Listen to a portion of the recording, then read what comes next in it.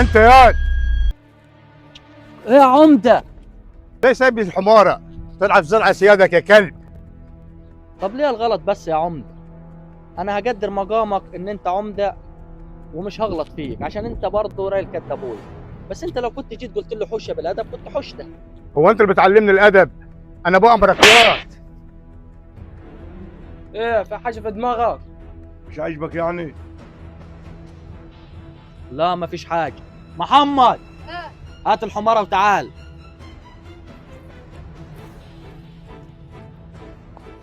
لا يا ابويا. اوعى.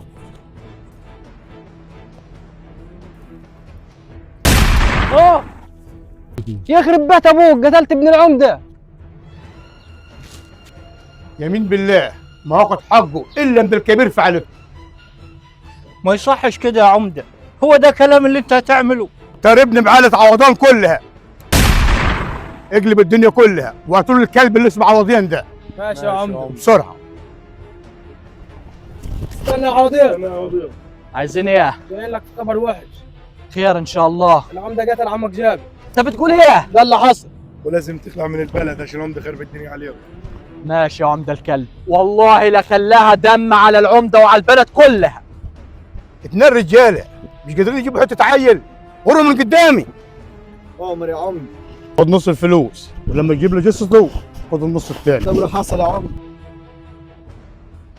ده كل اللي سمعته. ماشي عياله، ده الامانه في رقبتكم، تاخدوهم وتمشي من البلد كلها. وانت هتعمل ايه؟ سيبها على الله، يلا.